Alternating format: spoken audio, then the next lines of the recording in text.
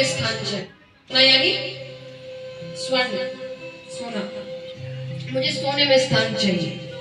राजा ने कहा ठीक है, पर राजा ने कहा देखो इन चीजों के अलावा एक जो गलत कार्य जब वहां और सोने के अलावा 5000 वर्षों तक तुम अपना असर नहीं दिखाओगे। उसने कहा ठीक है। देखिए हम सब कहते हैं कलयुग आ गया, कलयुग आ गया। कहां कलयुग आया? कलयुग की आयु कितनी है? उम्र होती है ना हर किसी की।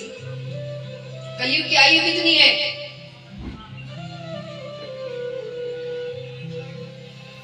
4,32,000।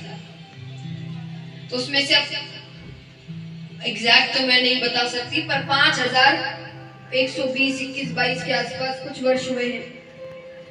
तो 5,000 वर्ष तो मांग लिए थे राजा परीक्षित ने कि इतने वर्षों तक अपना असर मत दिखाना, बाकी कुछ 122 वर्ष के आसपास हुए। तो जिस बालक की आयु 4,32,000 है, वो भी 122 के आसपास का हुआ है, यानी बिंदु मात्र है। तो ये हाल है। अब सोचिए जब वो यौवन अवस्था प्राप्त करेगा तब क्या होगा? तो अभी तो कलयुग नहीं आया, अभी तो सत्संग हो रहे हैं, कथाएं हो रही है, कीर्तन हो रहे हैं। ये सब जब तक हो रहे हैं तब तक धर्म बचा है। जिस दिन ये सब होना बंद हो गया ना, तब असल कलयुग आएगा। तो महाराज अब राजा ये भूल गए जब उन्होंने ये कह दिया कि सोने में स्थान ले लो, कि उन्होंने खुद ने सोने का मुकुट पहन कर रखा है। कलयुग उसी वक्त उस मुकुट में प्रवेश कर गया। अब राजा यहाँ शिकार खेल रहे हैं, शिकार खेलते खेलते भटक जाते हैं। सैनिक कहीं हो गए, राजा कहीं चले गए। कुटिया दिखती है, उन्हें बड़ी प्यास लग रही है। कुटिया में एक ऋषिगण बैठे थे, तपस्या कर रहे हैं। अब तप करते हैं तब ध्यान नहीं होता कौन आया, कौन क्या बातें कर रहा है। राजा ने एक दो बार कहा कि भाई मुझे जल चाहिए। ऋषि ने ध्यान नहीं दिया, वो तपस्या में लीन है। तो नीचे एक मरा हुआ सर्प पड़ा था। राजा ने वो सर्प उठाया और ऋषि के गले में डाला। उनके शिष्य ने ये दृश्य देख लिया। उनके पुत्र से जाकर कहते हैं कि दिखने में तो कोई राजा सही लग रहा था, उसने आपके पिता के साथ ऐसा ऐसा कर दिया।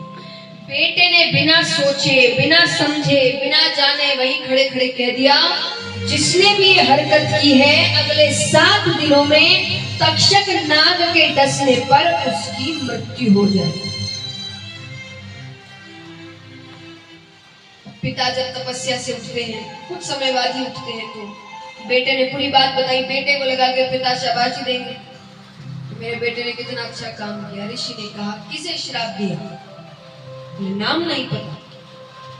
ऋषि ने नेत्र बंद किए। राजा परीक्षित का चेहरा सामने आता है, बड़े उदास हो गए, क्योंकि वो जानते थे कि राजा परीक्षित ऐसे नहीं है, वो बहुत अच्छे राजा है, पांडवों के वंशज है, वो कैसे खराब हो सकते हैं? कुछ गलत हुआ है, परिस्थिति कुछ ऐसी हुई है कि उनको ऐसा कार्य करना पड़ा। अब ये बातें बाद में, पहले राजा परीक्षित को बताओ तो सही कि उनको श्राप मिला है। राजा को जैसे ही बताया जाता है, वो राजकाज वक्त छोड़कर वन की ओर चले जाते हैं। अब सारे ऋषिगण एकत्रित हुए हैं कि ऐसा क्या करे। देखिए कोई अच्छा व्यक्ति गलती से भी कोई गलती कर देता है ना, सारे बड़े बुजुर्ग इस कार्य में लग जाते हैं कि उसकी गलती सुधारी कैसे जाए। बड़े बड़े ऋषिगण एकत्रित हुए हैं कि क्या करें कि 7 दिनों में मृत्यु तो आनी है, पर मृत्यु आए और ये भगवान के धाम जाए, नरक ना जाए या स्वर्ग नरक कहीं भी ऐसी जगह ना जाए, सीधा धाम ही जाए भगवान।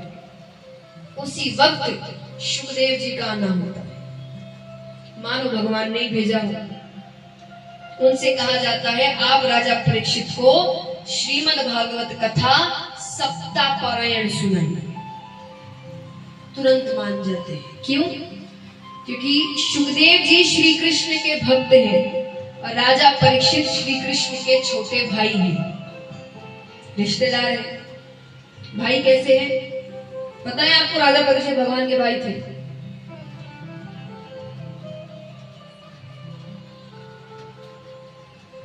गर्भ से जो पहला बालक निकलता है, तो बड़ा बेटा होता है।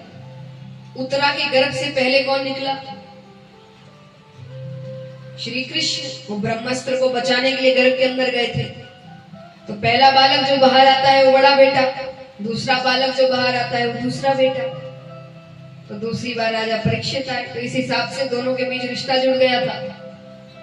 तो सुखदेव जी जानते थे कि ऐसे ही रिश्ते में तो भाई हैं, भगवान के रिश्तेदार है, तो इनको ना कैसे करे, वो मान जाते हैं। आइए अब से हम श्री सुखदेव मुनि महाराज के मुख से ये कथा सुनेंगे।